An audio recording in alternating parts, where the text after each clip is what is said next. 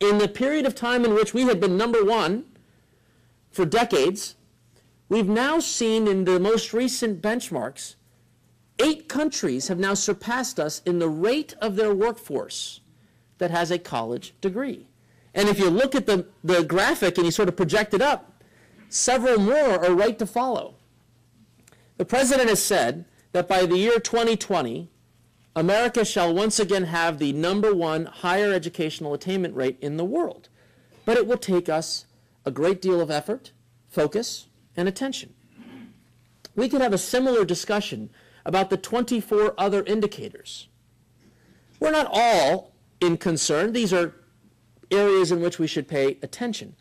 But we also celebrate some of the positive aspects of where we are as an economy.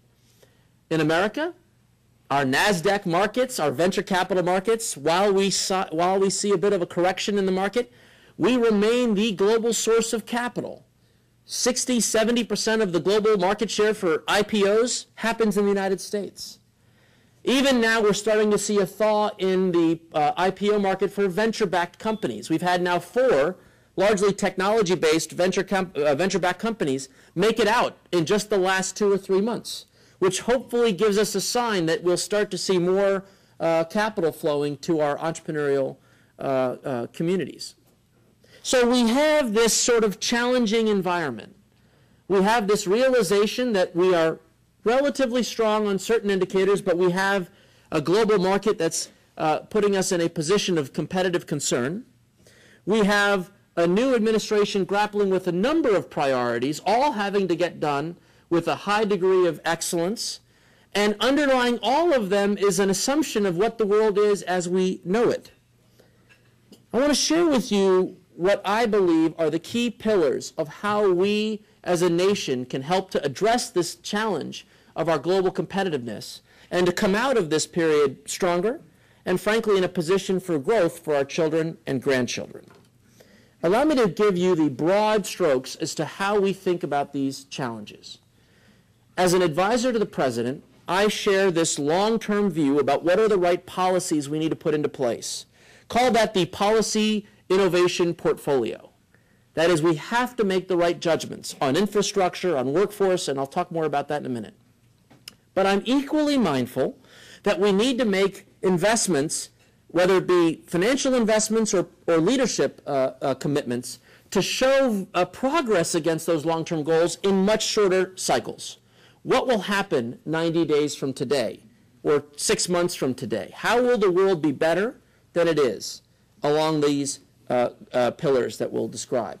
So I find myself essentially governing these 2 portfolios, a focus on the right set of policies, but a commitment to stay grounded in what can be done in the short run.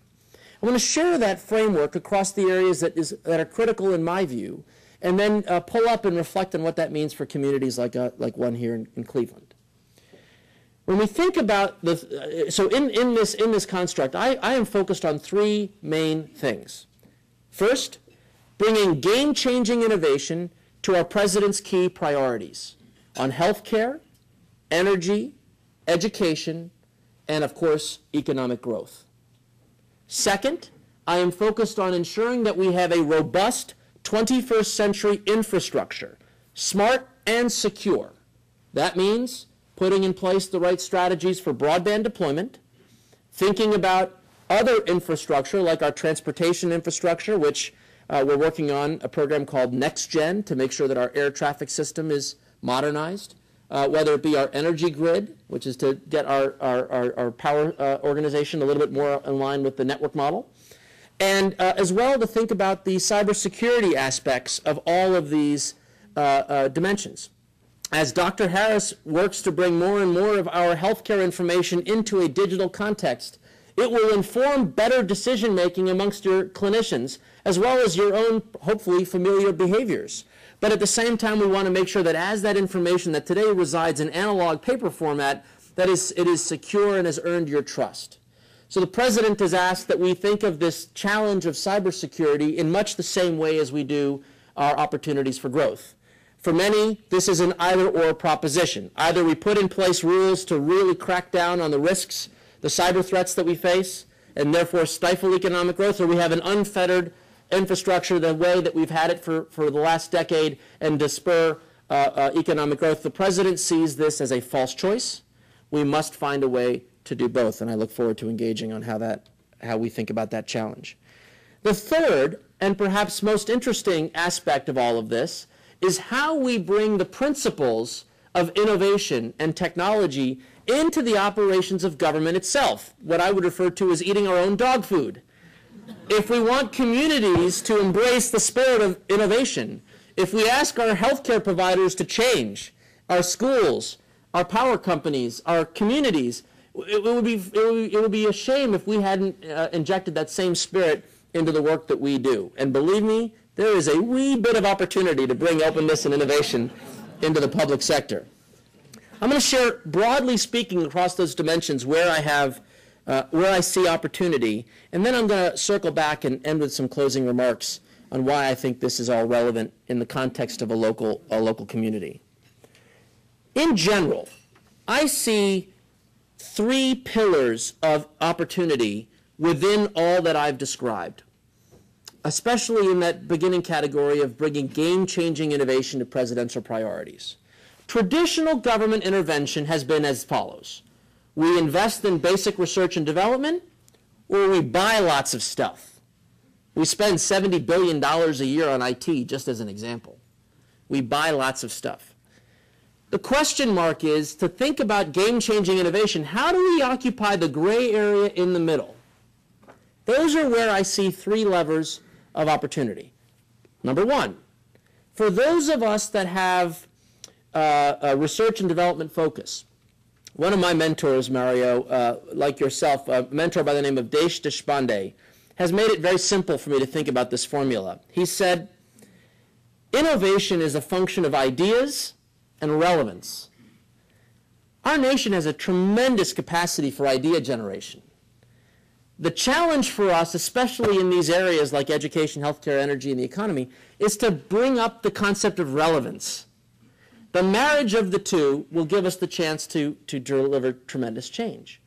So when we think about our research and development activities, I am working to siphon off a modest amount of our research activity, which is, by the way, a $150 billion enterprise, to find ways in which we can bring that kind of R&D spirit with relevance. So in healthcare, my good friend Dr. Harris is going to have a strategy for what he wants to see done, but collectively as a country, we're going to listen to our physicians and our caregivers and others, and they're going to help us understand relevance. And so we've got to find a way to bring some of those ideas to relevance and try to fund some of those proofs of concept, if you will.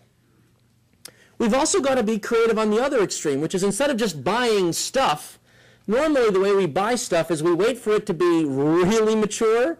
Some call it, last year's model, or frankly last decade's model would be a lot of what we end up buying, because we started the procurement process around the time when that was considered cutting edge. We have to understand that we have opportunities to bring that kind of procurement light, if you will, or innovation procurement to address real-time needs. Today, if you visit the President's Open Government Initiative website, whitehouse.gov/open, you'll see a case study of defensesolutions.gov. One of my favorite little stories. Defensesolutions.gov is a modest little website where they would offer $300,000 grants for folks who can come up with concepts that would address long-standing challenges. So they have one on the website right now, which I refer to as CSI Baghdad, which is basically how do we get forensics that's more ruggedized into environments of conflict. And so they have a concept paper of what they're looking for, and you only have to write a 1- or 2-page response, and they have the authority to work with the best ideas that cull out of this process and to see them prototyped. So you see we have opportunities to move the R&D piece up just a notch against presidential priorities, and to think about creative ways to procure services that we need to advance our mission. And then in the middle is the biggest opportunity of them all. And that is to ensure that we have a platform of innovation in key sectors of our economy, one that brings the rules into the game so we can say the following.